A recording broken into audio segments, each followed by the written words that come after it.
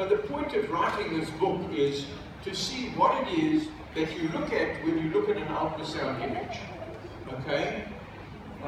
You shouldn't be taking pictures. First of all, you're going to run out of information if you take the pictures. Secondly, it doesn't move. And thirdly, you should buy the book.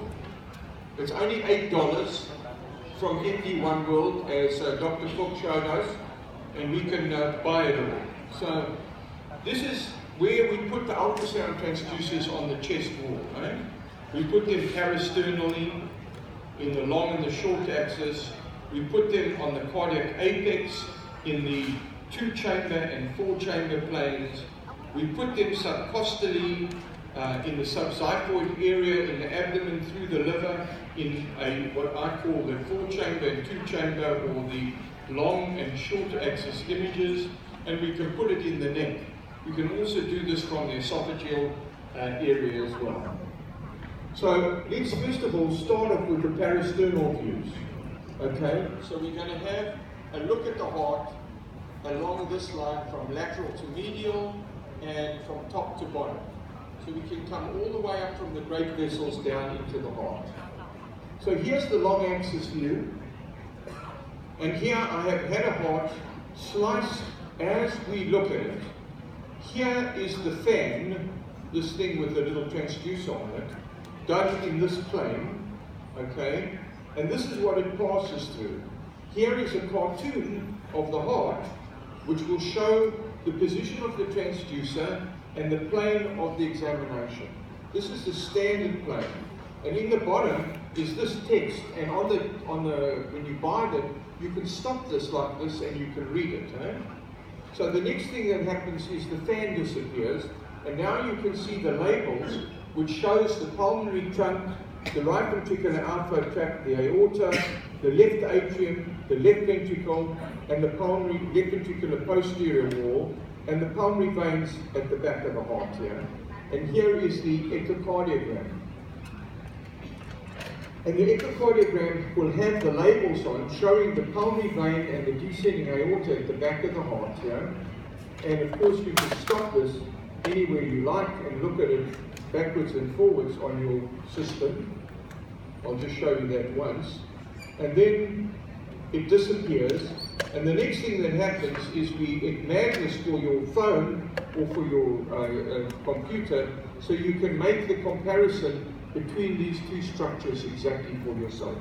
So that's called the parasternal long axis view, and that's how we start our examinations. If you move the heart to the right side, you come through the right ventricle, the posterior right ventricular wall and septum, the coronary sinus, the eustachian valve, the inferior vena cava, and the right atrium. And the labels are off there, and now the specimen starts to move, and you see the tricuspid valve, and I put color on this to show the actual blood flow, okay? So blue flow is away, and red flow is towards. You can see the valve in diastole coming across the whole area of the tricuspid valve. And then the labels disappear, and that disappears, and it increases in size, so you can look at this. And you can play it backwards and forwards to your own delight. Okay, now if we look to the lateral side, we can see the aorta and the pulmonary artery. Here's the scan. I'll take the scan off. Now you can see the left ventricle. The aorta and pulmonary trunk are off this because the left ventricle is coming out here. The pulmonary trunk is coming out of the right ventricle and is coming to the side here. Of course, if this was a slice of ultrasound, we could come through it and see the right ventricular outflow tract, the pulmonary valve and pulmonary artery with the left atrium and left ventricle behind that. And I've left the labels on the moving specimen, and then the labels come off, and then that goes and we expand this so that you can see both of them in the parasternal long axis view. Here, looking completely to the right, a little bit further, we see that this patient has got a persistent left superior vena cava. There's the scan plane off, there's the persistent left superior vena cava. And here is this persistent left superior vena cava with the pulmonary trunk and the aorta, and even the descending aorta. So the difference between the specimens are and the echo is done in a live person, so all the other structures are there, and the dead person is gone. Eh?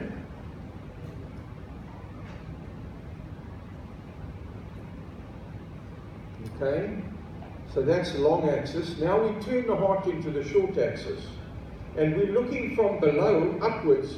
So this is the right ventricle, the tricuspid valve, the left atrium with the mitral valve, the non-coronary right and left coronary cusp. There's the echo plane. That comes off. You can see that very beautifully there. You can see the origin of the left coronary artery. And then you see on the echo, the whole thing moves. You see the pulmonary trunk, the right ventricle, the aorta, the three cusps, the right, left, the non-coronary, left atrium, the atrial septum there jumping up and down in the arrow, and the right atrium and a little bit of the right ventricle in front of it. So that's standard. This is how the book is going to be conducted. Another one, also looking from below above, you see the same thing again in a different sort of specimen. You see the coronary arteries there, and here is the great cardiac vein and the coronary artery running next to it, and here is the bend in the right coronary artery that you just see over here running just behind the right ventricular outflow tract and the pulmonary valve.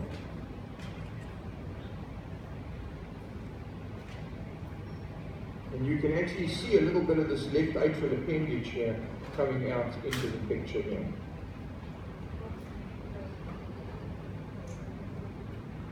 Now we're looking up from below at a magnified view of the aorta and the mitral valve.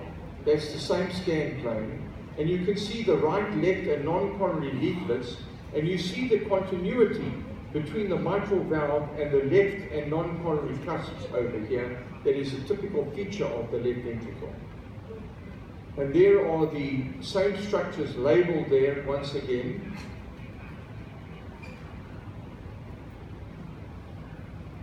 And you see the comparison between the two.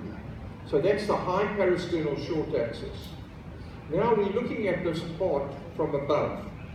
So what I've done is I've turned the echocardiogram round backwards so that it matches the specimen. So here's the right coronary artery. Here's the left coronary artery over here. There.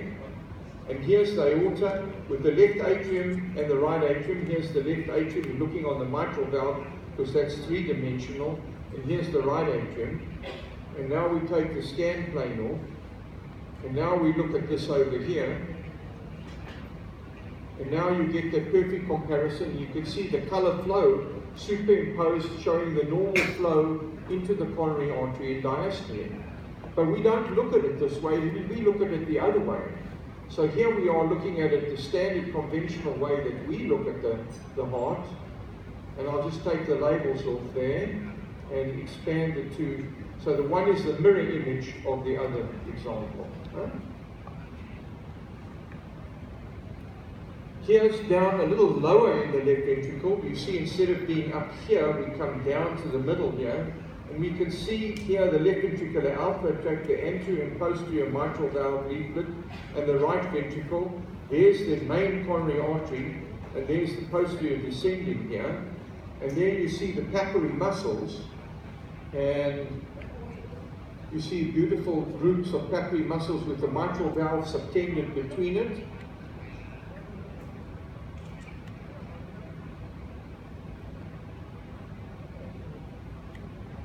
And now we'll scan from above, from the aortic root down into the left ventricle. You see the scan plane is the same, showing the papillary muscles, the inferior and superior papillary muscles within the left ventricle, the septum, the right ventricle, the anterior papillary muscle of the right ventricle with its tricuspid valve attachments. And now we're going to move this backwards and forwards. We see the left ventricular outflow tract. And now as we move the crane down, down, down, we get to see the left ventricle with the mitral valve. So aortic root, mitral valve, and left ventricle.